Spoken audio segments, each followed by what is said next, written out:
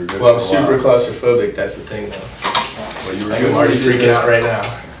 Hey, hitting that one around his elbow a little bit. Oh, mi gatos. Becoming paralyzed is many people's worst nightmare, but to me, it's my reality. Let's hope you can get some perspective, and let's have a chat.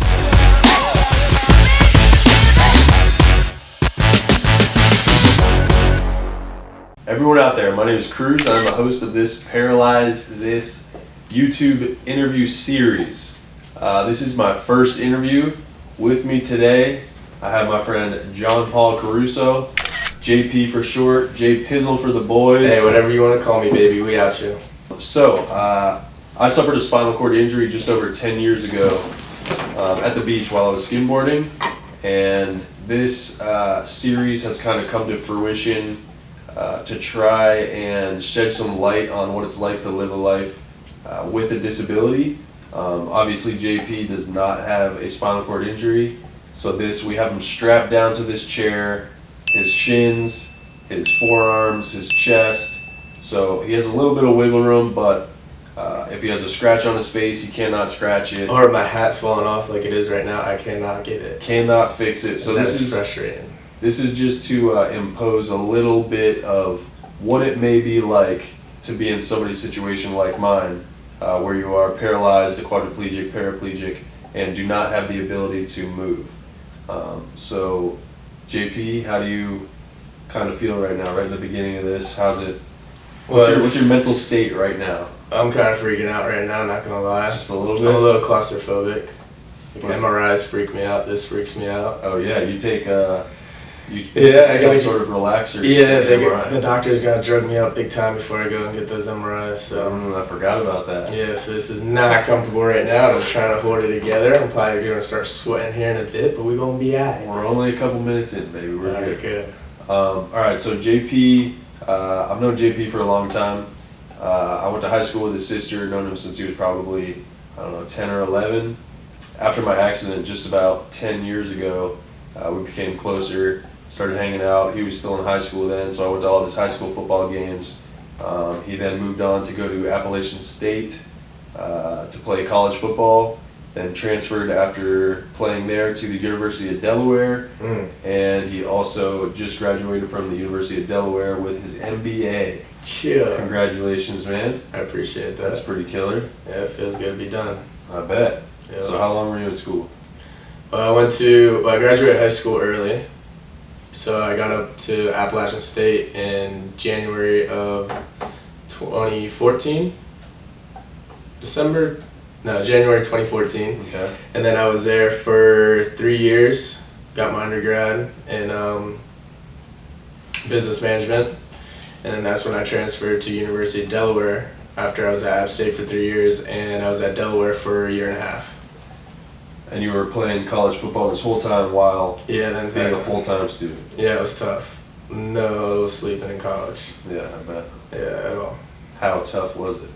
It was really tough, man. Like, I pulled so many countless all-nighters, that is for sure. I would have my naps scheduled the day before. I'm like, I could get 20 minutes in here, I'm good. Pepper in a nap. Yeah, I'm like, alright, I'll have time between this class and this class to get 20 minutes to go, my apartment real quick or something. But, I wouldn't start studying until 10 o'clock at night sometimes, come home for football, you eat, you chill out for a little bit because you had a full day already, and then, you start working at 10:30, sometimes 11 o'clock, sometimes even later, and, you go for however long you have to, and then at 5:15 in the morning you're waking up to go 6 a.m. workouts, and you're doing that pretty much every day while you're in college, especially during the season and the off season.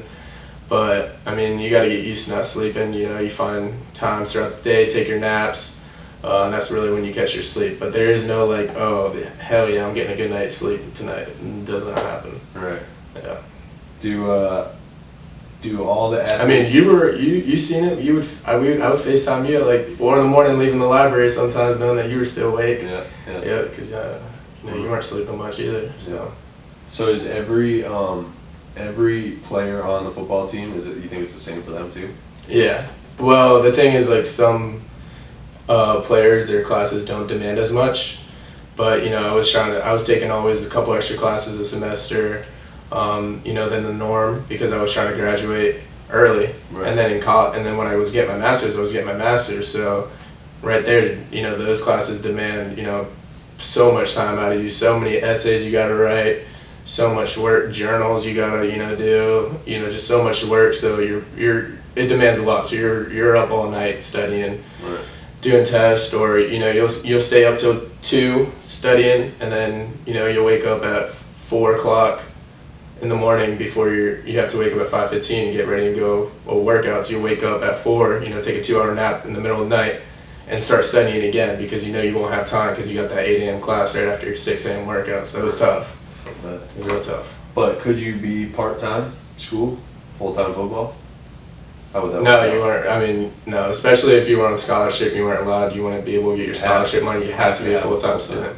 Which is what, 4 classes a semester? Yeah, about 4 classes a semester, but I was taking 6 at App State, so I could graduate in 3 years. I was taking more than the norm. Right, so you graduated a year early at App State, Yeah, and your master's is supposed to take how long? 2 years, and I did it in 1.5.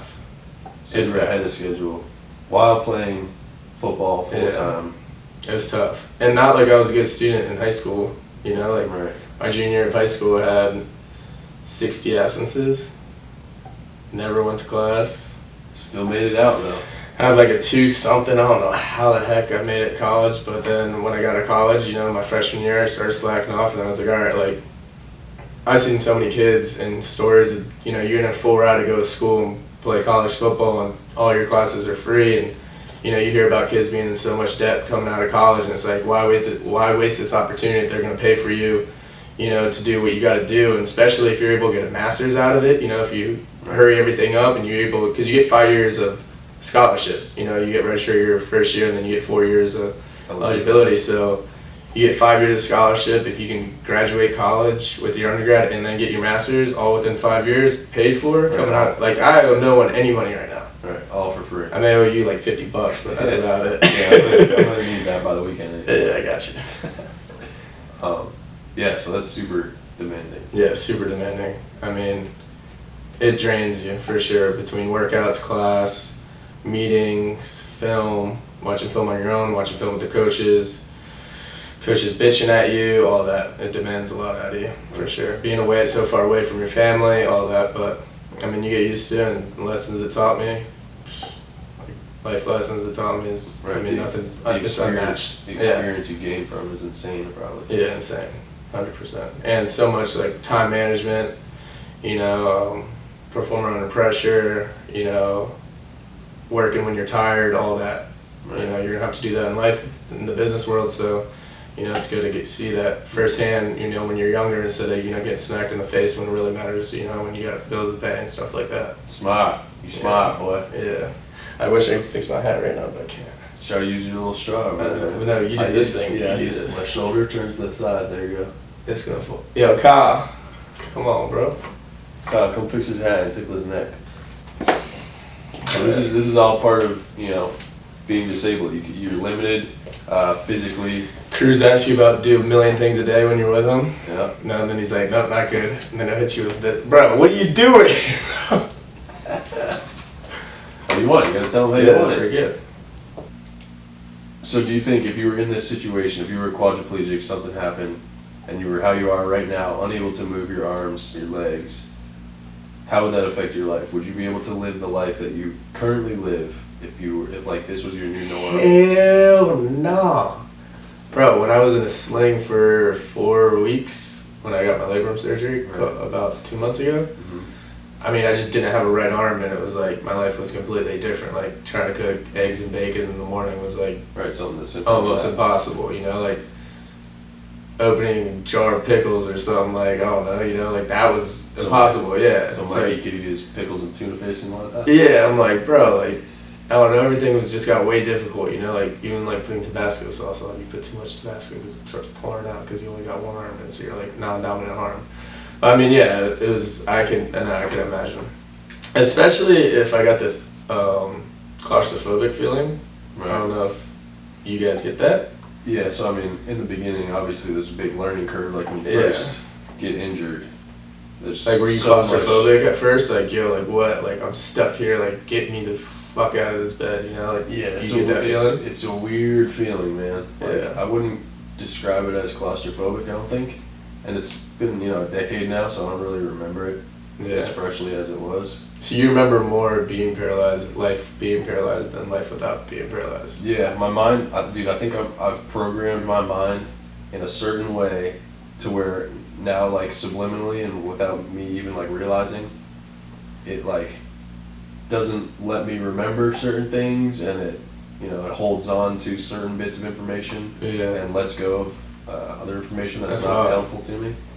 Yeah, that's the best. I remember way you always can telling me, describe like, you were like, yeah, like, back in the day when we were talking, you're like, yeah, like, I probably get depressed, like, one night a month, like, I just go crazy, like, yo, like, why me? Why am I stuck here? Like, this is unfair, like, like, why did I get put in this position? And, like, I think I asked you a couple months ago, I was like, yo, like, you still get, like, no, it was while I was still at school, so I was like, yo, do you still get that way, once a month? And you're like, honestly, bro, like, whenever I have a negative thought in my mind, I just, like, ignore it, like, boom, start thinking positive, I forget about the negative. Yep. And, I'm so much happier that way. I was like, damn, that's pretty sick. So, like, even now I try doing that, when I start getting a negative mindset, I'm like, all right, screw that. Like, that doesn't help me anyway, like, mind, or, like, let me be able to control my mind, not my mind be able to control me type thing. So I was like, that's pretty cool. Well said. Yeah, it's Yeah. you don't even give it the time of day. Yeah, That exactly. negativity comes in one ear and you just let it go out the other. Yeah. Next.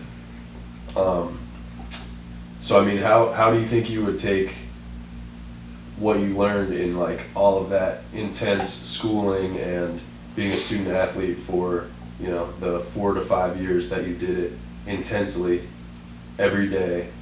That mentality of getting up the next day at 5:15 to go to the workout, Mm-hmm. not going to bed until 2, 3 in the morning because you're studying your ass off, Yeah.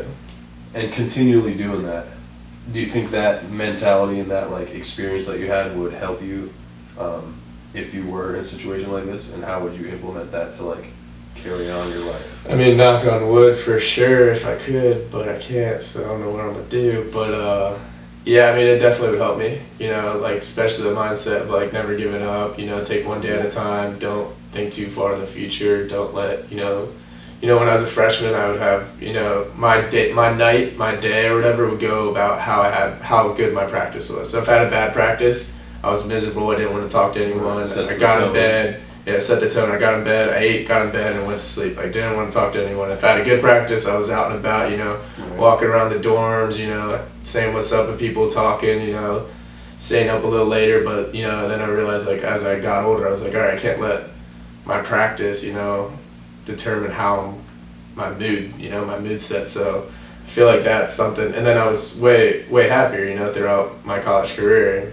I feel like that's something I would have to do if I was, in this state, in this position. I would, have to be like, like, I'm taking one day at a time, whatever happened, whatever, keep moving forward, not looking in the past, not looking in the future, just being present, being happy where I'm at. I like the way you do. Yeah. Yeah. I think I wouldn't say that that's the only way to do it. Everybody has their own Yeah. approach and deals with everything differently, but yeah, that is definitely how I do it. And like we briefly stated, the negativity, which can easily drag somebody down, whether you're able-bodied or in a situation like mine, you're a quadriplegic, you really just can't hang on to it. You Yeah. just gotta let it go. Yeah. But I mean, I can imagine it. No shot. I mean, I've seen you do it. right. And I'm like, dang, like, I look at you every day, like, how the hell does Cruz do that? Like, I can imagine, but I mean, you push through, and that's why, I believe you're such an inspirational to so many, is because you do, you push every day, you wake up smiling, you go to sleep smiling, you're still looking out for everyone, you never talk about yourself. Like, we were talking the other night when we were walking, you're like, I was a little down, and you're like, bro, like, what the fuck, like, like, look at me, look at you, like, I'm chilling, like, so I really think that's pretty cool, for sure. Oh yeah, and I'm glad I can have that impact on you. Yeah. Right. Yeah. See, this isn't fair, because Cruz has this thing, and then you go run over your toes or some shit, and I can't do that because this thing doesn't even work. You just gotta shake them off, dude. Yeah. Damn, Kyle, fix that. Oh my, well, that was a real wet willy. Bro, that was a real wet willy, bro. It is wet in my ear right now. It's fucking gross. He was sucking on that. Alright, cool. So now I know what to do with cruise next time. Sick. Great. Perfect. And that is gross. Now I gotta do this whole interview with a cow spit in my ear. And that was like a wet one too. That wasn't just like a normal one. That's so fucked. Some suck on that bad boy. Oh my gosh, dude. Get me out of this thing. Alright. Hat's coming off. Fuck it. Let's go. Oh, dude, you look good. Look like a model now. Yeah, this is a cruise stick. Alright. So, this is gross. no, you're good. Cruise. You just can't think about it. Just like Beating you talked Kyle's about, ass bro. what I got to share. In one ear, out the other. Oh yeah, positive guys. No negativity, alright? Fucking, I love it. Kyle spit in my ear. Perfect. So whether it was, college, mad studies, Mm-hmm. a lot of papers you're doing, you said you took on like 6 classes at a time instead of what full time is Yeah. 4 already. Yeah. So you were like extra time in it. Or whether it was football, getting up 5:15, not going to bed until 1, 2, 3 o'clock in the morning. Mm-hmm. Did you ever want to give up? Yeah, for sure. I mean, there's not one D1 athlete in the world that never thought about giving up. Right. If they said they didn't, they're lying to you. Right. There has at least been a minute, an hour, a day where you thought about giving up, Especially at App State, negative 15-degree wind chill. You've been up all night, studying, doing homework, finishing that essay. You're sore as ever, your knees are aching, your ankles are aching, your legs are hurting, your shoulders are hurting, you're exhausted, you're beat, Begging.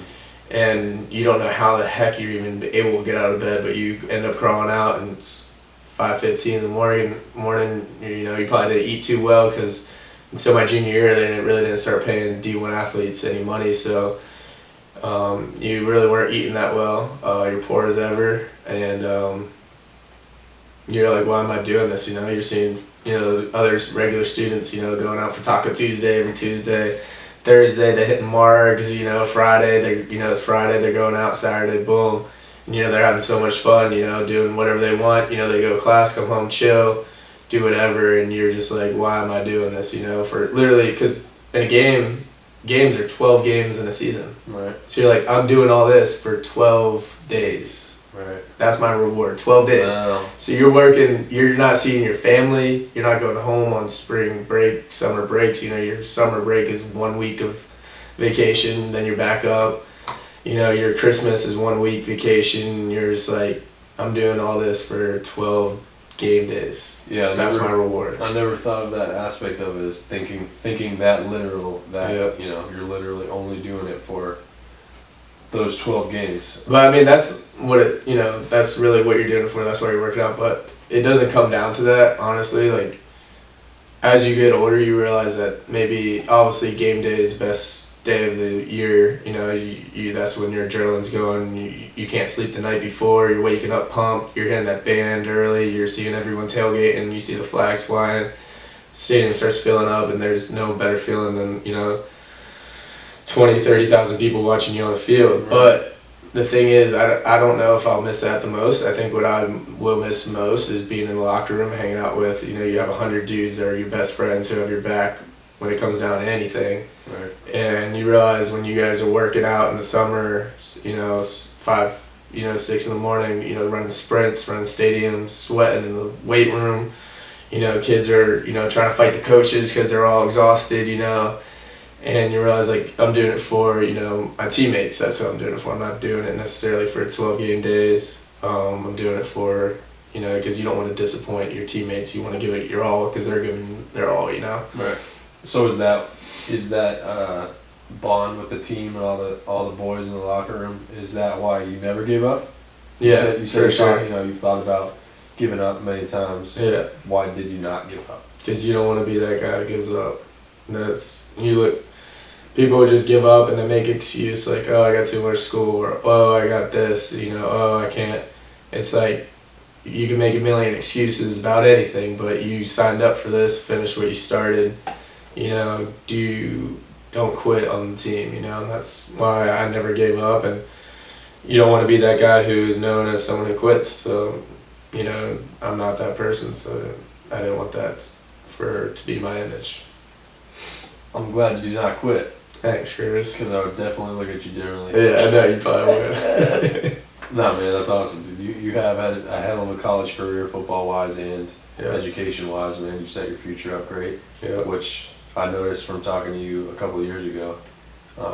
You kind of shifted your focus from football to the long term. Mhm. And that's when you started talking about your masters and where you wanted to go, because, they produced higher paid, master's students. At Delaware. Yeah. So that's pretty awesome to see, man, because you really did transition from a boy to a man. Yeah. And proud of you, dude. Appreciate it, bro. Oh, yeah. Yeah, because I mean, in high school, my mindset, it's like football. That's all I care about. Right. Football. Freshman year of college, football. School second, and then you realize, like, all right, like, football is not a lifetime thing. Like, it's going to end someday, whether it's your senior year or a couple years in the NFL. It's not a lifetime thing. So Right, nothing's guaranteed. why not get the most out of it, get your master's, and set you up for life? Like, I'm getting job opportunities now that I definitely wouldn't even think about getting if I only got my undergrad. Right. And I zero debt, and I'm ready. I'm ready You to start never working. know. Yep. And you're still young. You're only And that's 24 it. years old. 24. It's crazy, man. Yeah. That's awesome. Yeah. Everyone in my class, everyone in all my master classes were at least 30 years old. We had Yeah. some guys 50 years old going back to school because they're like, yeah, I can get promotion at my work if I get my master's. Right. And they're 55 years old. Sometimes even older, going back to school, and I'm sitting there right next to them. 24 years old. They're looking at me like, damn, this young buck. Right. They're asking me a million questions just because they're like, oh, I want to be young again. It's like, it's cool. Yeah, probably thinking I should have done that when I was your age. Yeah. I should have just done it. I heard that a bunch for sure. Bet. So I'm gonna leave you with this final question. Let's hear I it. promise this is the last question. Oh boy. What do you think the value is of persistence and hard work and sacrifice, to like reach your goals for somebody like yourself, being a full-time college student as well as a full-time college athlete, or even for somebody like myself who has a physical disability with certain limitations, obviously physically. What do you think the importance of those values are? Well, I kind of learned that when I was like 15. Realized, nothing's going to be handed to you. Nothing's going to be given to you. There's no easy way to the top. I'm still working. I got a long way to go, and I know that one day I'll be successful. And I believe I'm one of the hardest workers there is. I'm not going to give up. I know it's not a straight line to the top, and I'm okay with challenges. I'm okay with ups and downs. I don't even think I would have went to college, or I know I wouldn't have went to college if I didn't have those those traits. And for someone like you, obviously, like you could be just sit in your chair all day, stare at the computer, listen to music, and be like, this isn't fair. People have such a more advantage than me because they can walk, they can move easier, they can get around easier. If they want to go down the street, they can get in the car and get there in 5 minutes. It's not a whole process like it is for you. Right. But you're still doing this YouTube channel, you got a podcast going, you got inspirational videos, you got I'm like you right here going like this. You got a clothing company, which you sell also merchandise and paintings, and I look at someone like you who's doing all that. You're an entrepreneur, and you want to be successful, and you have that drive, and you wake up, you're not feeling bad for yourself, and being like, this is my disadvantages, so I'm not even gonna, this person has it easier than me, they're given everything, and we're like, we talked all the time, like, all right, we're, we can't make excuses, like, you want to go to college, you're probably not going to be able to, pay to go to college, no one's going to pay for you to go to college. I got to get a football scholarship. Yeah. And I mean, you came with me to the gym all the time, I remember coming home from the gym, you would tell me get out the van and push the van while you were in it, finish down the street to your house. I remember those days you were paying for me to go to the gym when I had no money, stuff like that. And that I was like, if I want to go to college, I got to work harder. I can't make excuses because I'm not as tall as normal D1 quarterbacks, or I'm able to go fly and go all these camps. It's like, if I want to put the best version of me out there, I got to work as hard as I can. I feel like that's what I got to do in life now too. Now that football's over, is, you know, put the best version of me out there, you know, mentally, physically, all that, to be ready, you know, get in the business world. And, you know, it's the dog eat dog world out there, and I know that, and you know, I'm ready to go, and I know that with hard work and persistence, and you know, I'll give it my all, and I know that you'll keep doing the same. And that's why I know that we'll both be successful one day. You know, it's not a matter if we are going to be successful, it's a matter of when we are, because we have that mindset. Yeah. And I'm not worried about, you know, I'm not going to have this amount of money or be able to travel like I want to one day. I know I will, because we have that mindset of being the hardest worker. You know, no one's going to outwork us. Never give up. Never. And, you know, we're going to love the ups and downs. We're going to cherish them. We're going to learn from them. And we're just going to keep striving to the top until we get there. And when we do get there, we're gonna want more. So yeah. I'm excited for it, for sure. See where our journey goes, both of us. Oh yeah, man. I'm excited to take the journey with you too, man. Life is a bunch of ups and downs. It's how you deal with the downs that makes the ups so good. Exactly. If there was no downs, the ups wouldn't be so good. Exactly. There it is. Well said, man. Yep. Well, hey, man, I'm glad that you came on the show.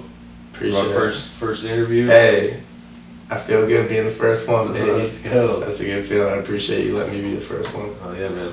I hope you guys enjoyed this. There'll be many more coming. If you did like it, comment, share, subscribe, and get me the hell out this chair, boy. Come on. God, unstrap this man.